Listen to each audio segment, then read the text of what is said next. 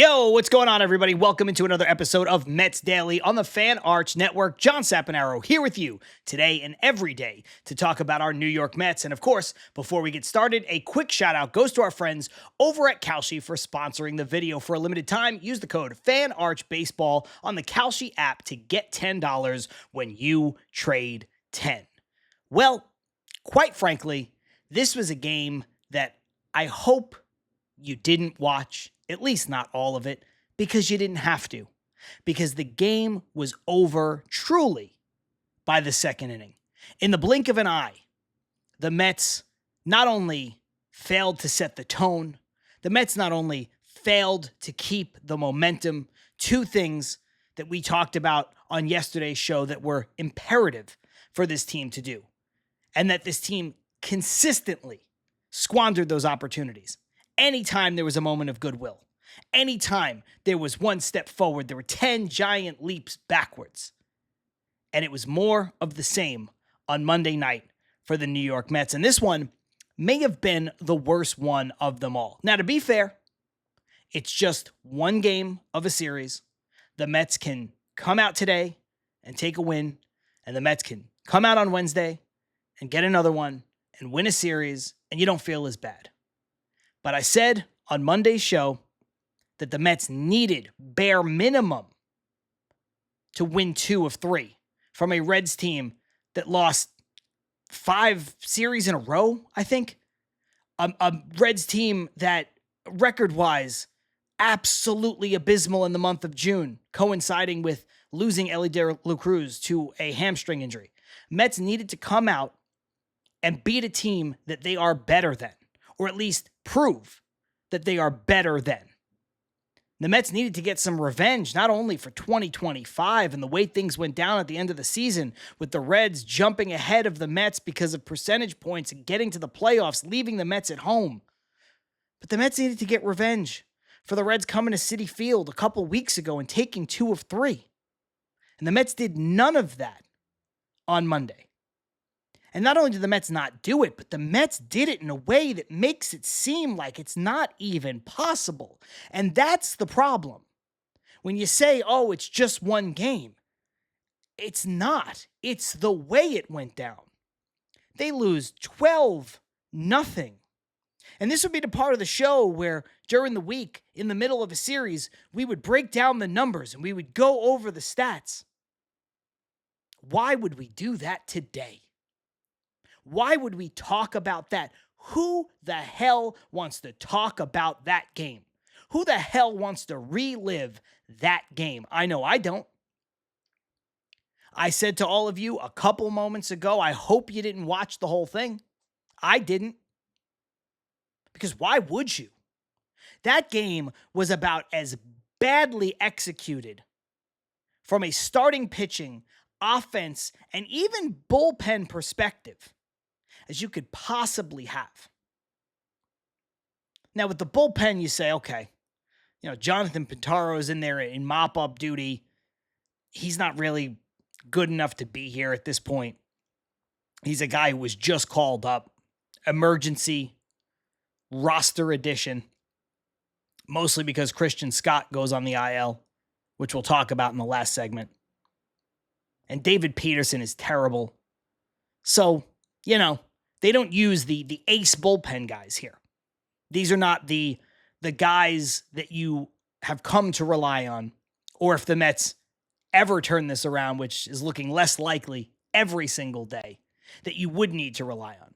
So we'll put a little asterisk next to the bullpen part of poor execution, because it's people that shouldn't even be doing what they're doing.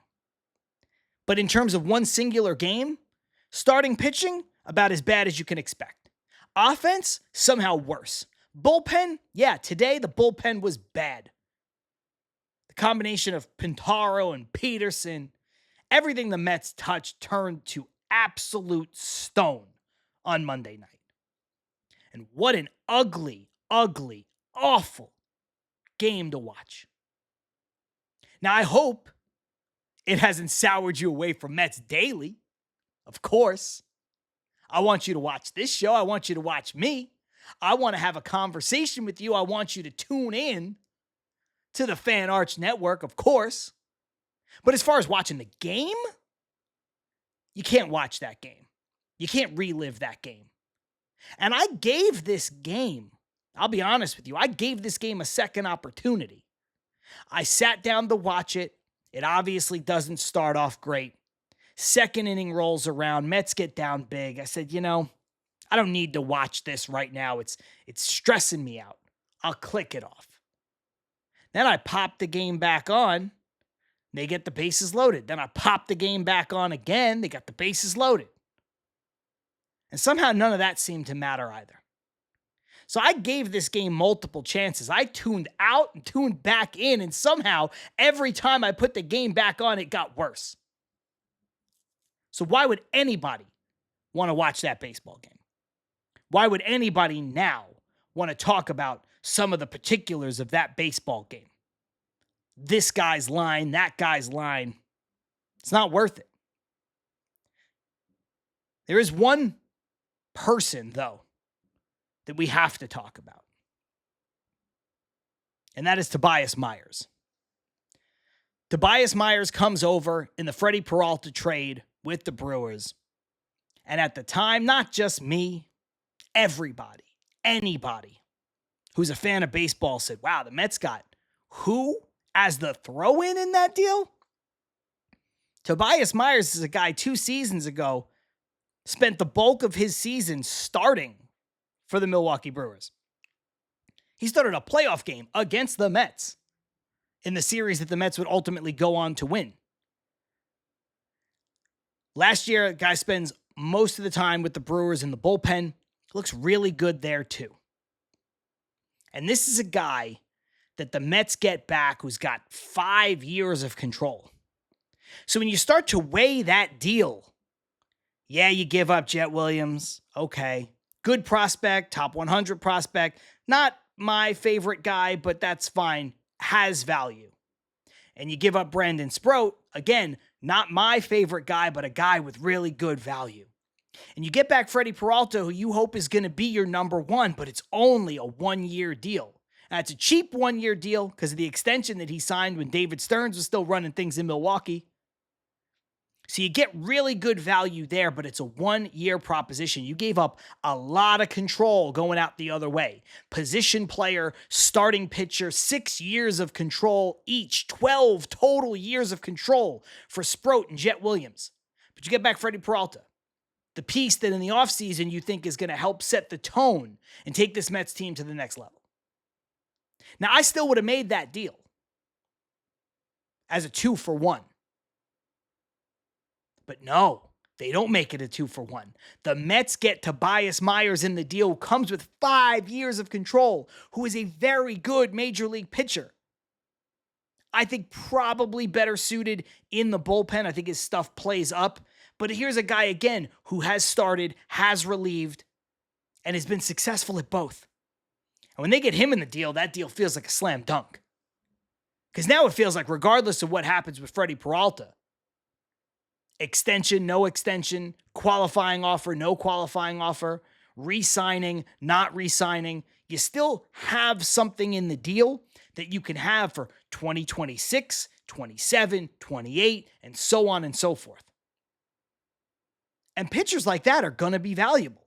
And I'm not here to write off Tobias Myers' career. I think the guy is still a very talented pitcher with good stuff. But he is a far cry and basically has been all season from what we thought and what the Mets thought they were going to get when he was the quote-unquote throw-in in the Freddie Peralta deal. Tobias Myers was horrendous in this game. He was awful. The Mets needed him to step up, and he did not. And I know I said we're not going to go over numbers from this awful game. This will be the one exception. Tobias Myers' numbers are so bad, they're almost worth highlighting just for fun. 1 1/3 innings pitched, 7 hits, 7 runs, only 1 strikeout, 3 walks, and of course, a home run. What a bad outing. And this is coming off of the heels of Christian Scott hitting the IL. The Mets desperately looking for somebody to fill the void in their rotation. When this season started, it looked like the Mets had depth to spare in the starting rotation. And you can never have too much depth. That's the cliche in Major League Baseball. You can never have too many pitchers, especially too many starting pitchers. And you see that just a couple months into the season, June 15th, June 16th, that depth has been pushed to the absolute brink. Before Scott went to the IL, the Mets had 3 real starting pitchers on their roster. And we talked about it on one of the shows last week that for varying reasons, those guys not even fully able to be relied upon. Freddie Peralta because of the blow-up outings, Nolan McLean because of the growing pains and some of the things he's been going through, and Christian Scott because you just don't know how long Christian Scott is going to be able to do this after not pitching for a year and a half. And also, just really unfair to ask him to keep doing it. But he was doing it, he was providing it. Beyond that, the Mets had nothing left in the rotation. I had been pushing and lobbying for Sean Manaea to get a traditional start. He did, and wow, he looked good. We talked about it yesterday, sure, in a losing effort, but he looked good. And right when it looked like maybe, just maybe, that was going to help solidify this rotation, another piece goes missing and another piece fails. So now instead of having Peralta and McLean and Scott and maybe Manaea in the 4 or the 5, whatever, and then reaching down and bringing up Tobias Myers and continuing to stretch him out, because if Tobias Myers looks good and Tobias Myers can give you even, let's say on the low end, 50 pitches today in a good effort, and then you go and you get David Peterson and he kind of gets the bulk or the middle innings, and if you're ever leading in that game, which was not in the cards for the Mets today, you can then go back to your A guys and you could start to see a formula where Peralta, McLean, Scott, Manaea, and then Tobias Myers, followed by David Peterson, as Tobias Myers continues to stretch out and maybe just takes over fully as a starter in a couple more weeks, you could see how that would be the makings of a rotation that can get you through a little bit more of the summer until you start to get a few guys healthy, most notably Clay Holmes. But right away, that goes away. First with the news of Christian Scott that dropped this morning, that he was going to the IL. Now, it doesn't seem like it's major. They're calling it a hip impingement. But I don't like to see starting pitchers miss time, especially starting pitchers who have already missed so much time in their career. So first, that happens. And then the game starts, and somebody should tell Tobias Myers that the game started. I know that you can only expect the players to execute. At the end of the day, it comes down to the players. What are the players doing on the field? Are they providing what they're supposed to provide? Are they living up to the back of their baseball cards? And obviously, Tobias Myers is not. He hasn't really all season for the Mets. But some of this I put on the Mets themselves, because I cannot remember a time when a player was mishandled as much as Tobias Myers has been mishandled by the Mets this year. And what makes it even more confounding is that David Stearns is supposed to be smart. David Stearns' front office is supposed to be smart.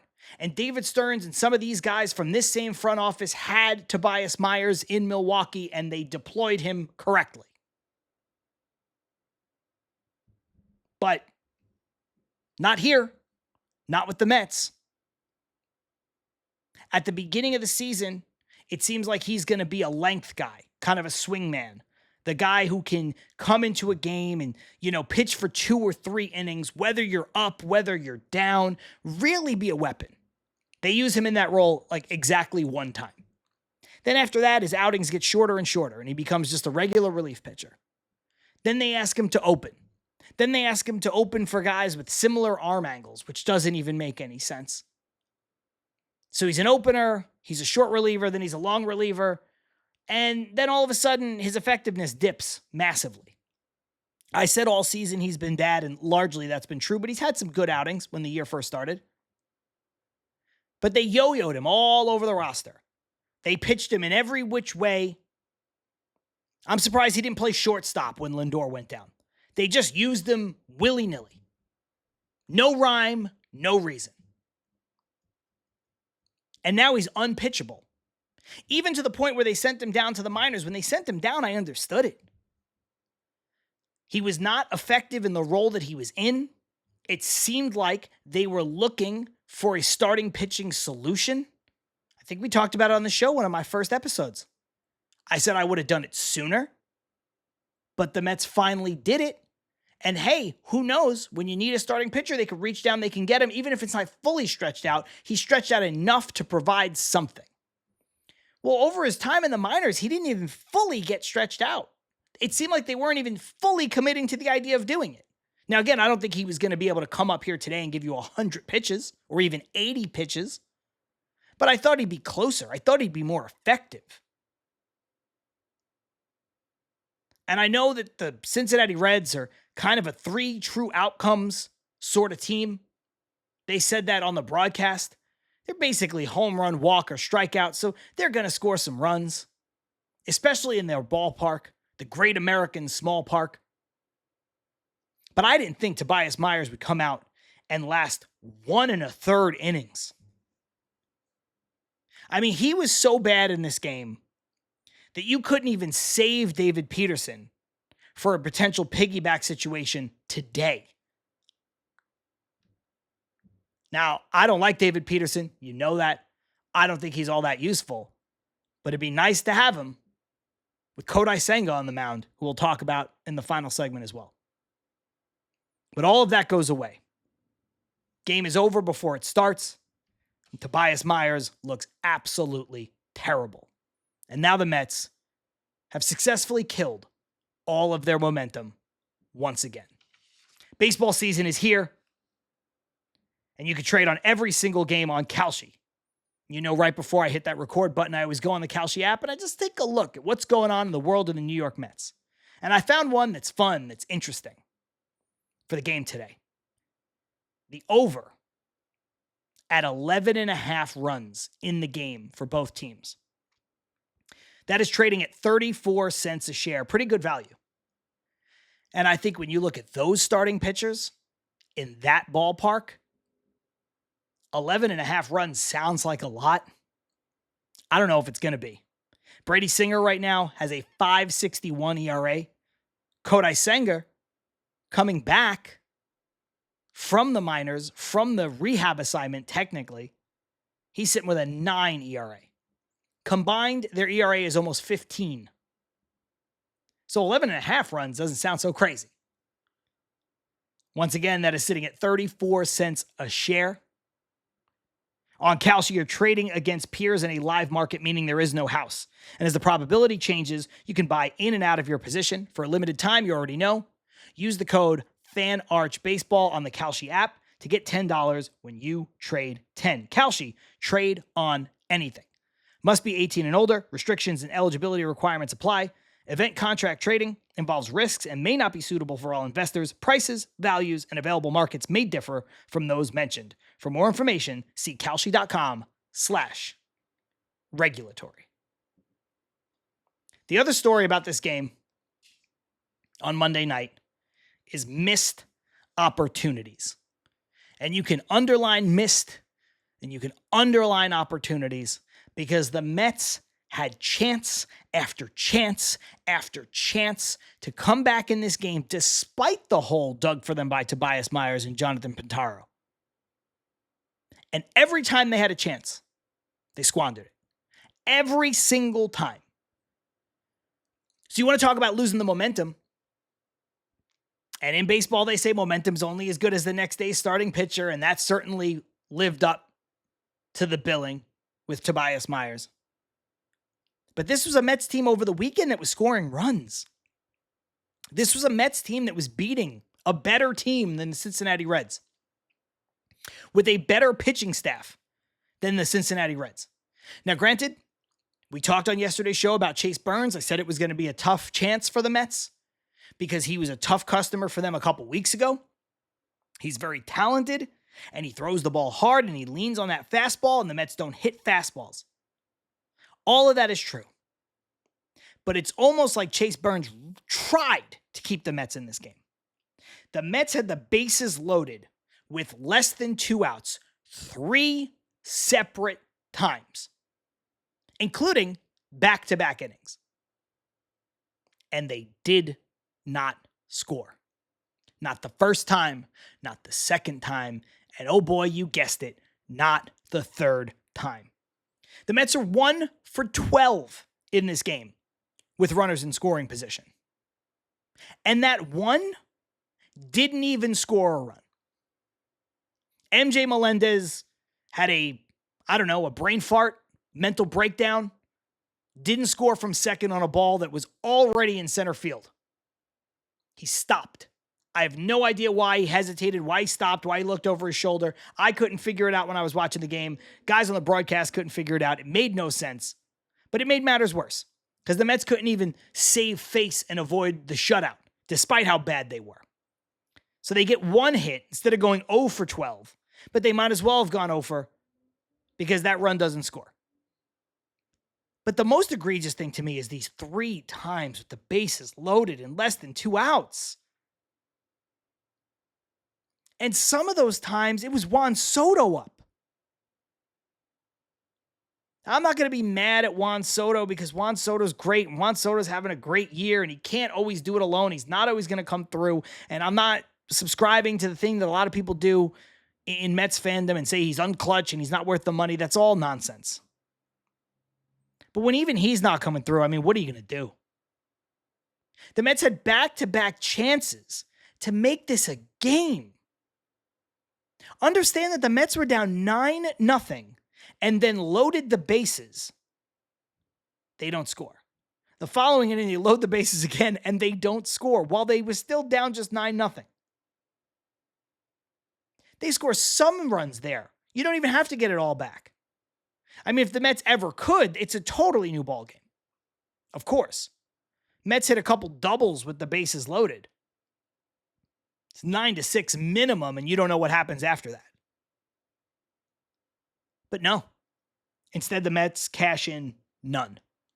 And it wasn't for lack of chances, because the Mets had their chances. They also had 6 hits on the game, which isn't great. But you couple that with the 6 walks, 12 base runners, nothing to show for it. That is about as inept as you could possibly be. It's almost not major league worthy, save for the fact that you have to be able to get on base in the first place. The guys who got on base did their jobs against, again, a really good pitcher who gave the Mets a lot of trouble. Couldn't make it count. Couldn't even make a game of it. Couldn't even make it representative in a hitter's haven. A time where Gino Suarez is hitting .215 with 5 home runs on the season. We know he's a home run guy. We know he's a strikeout guy. We know he's a low batting average guy. He had 49 home runs last year across 2 teams and another 3 or 4 in the playoffs. So we know he's got the pop. But he's hitting .215. He's got 5 home runs. Down year for him. Nobody wanted him in the offseason. Reds signed him back to be, maybe a DH, maybe a third baseman, who knows, on a 1-year deal, take a flyer. He had success there in Cincinnati. And he hasn't looked good. But tonight, comes up, a couple spots, a couple home runs, tons of RBIs. Looks like the Gino Suarez of old. Getting right against the New York Mets. And the Mets can't respond. But now the Mets have put themselves in a place where they better respond. Because I said it on Monday's show, 2 out of 3 is the bare minimum. Well, 1 is gone. Now they got to win 2 in a row. And they have to do it now with the news of Christian Scott that we talked about before going on the IL. Now one of those games has to be started by Kodai Senga, who's going to come back up from rehab, back up from the minors to start this game. You feel confident in that? I don't. You shouldn't. Kodai Senga has been maybe the worst pitcher in baseball. You want to talk about numbers? Let's look at Kodai Senga's numbers for the 2026 baseball season. 5 games started, 0-4. 20 innings pitched, 26 hits. 6 more hits allowed than innings pitched. How about runs? 20. Yeah, that's a run per inning. 5 home runs, 13 walks. So you take the 13 walks and the 26 hits, you get 39 base runners in 20 innings. All of that shakes out to a 9 ERA and a whip that's just under 2, 1.95. Those are about as bad a numbers as you can possibly have. That's like worst pitcher in the sport bad. That's designated for assignment bad. We spent a few shows talking about how bad Mark Vientos was among qualified hitters and qualified fielders when he was still giving himself props. And I said that he was DFA worthy and I would get him off the team. I'd cut him. Senga is the pitching version of Mark Vientos. Nearly everything you say about Mark Vientos' play on the field, you can take and you can turn it into reasoning for a pitcher and you can apply it to Kodai Senga. The only difference being, I don't think Kodai Senga is like a bonehead and a selfish player and a dumb player the way Vientos is. However, we've already talked about it on the show a bunch with Senga. Everything's got to be perfect, so it might as well be the same. Because if he doesn't feel 100%, and if his mechanics aren't 100%, and if the weather's not 100%, and if the dew point and the humidity is not exactly where it needs to be, he is unpitchable. Can't do it. Sorry, coach. Can't go out there today. And now, coming off of an awful game where they lose 12-0 to start a road trip against a team that they need to beat because they're ahead of them in the standings, a team that they need to beat because they need to at least split the season series so they won't have a direct tiebreaker again, a team that they need to beat to keep the momentum going, a team that they need to beat to set the tone. They lose that game 12-0, and now to pick up the pieces, here comes Kodai Senga. Not a great way to start a series, not a great way to start a road trip, not a great way to show yourselves, to show your fan base that you are capable of turning this thing around. And I will remind you again on the first show that we did together that the Mets had basically a 1-month clock to get us all to buy in. With every loss like this, it gets shorter and shorter and shorter. And it's so frustrating coming off of what was a great series against the Braves. 2 games where you beat them outright, and 1 game where, a couple of bounces of the ball, maybe you win, maybe you sweep them. A game that, despite how bad the Mets' record is, you could say, okay, it's asking a lot to say the under 500 Mets need to come in and sweep the Atlanta Braves with the best record in Major League Baseball. So you take 2 out of 3, you feel great. And then you do this. Very bad. Very bad way to start. And I don't know. Crazier things have happened, but I don't know if it's going to get any better today. Not with Kodai Senga and his 9 ERA. And of course, the offshoot of that is we got to hope that Christian Scott, the injury, the impingement, whatever he feels in his hip, is minor. And with the backdated IL, maybe he only misses a start or 2, probably 2. But by that point, maybe it's too late. Maybe that window of 30 days, that window of 1 month has been shortened down. And it doesn't matter how quickly Christian Scott gets back, because we'll be talking about selling off players. and what they can get in 2027 and 2028 and who they can call up and when we'll see Ryan Clifford. I don't want to talk about that.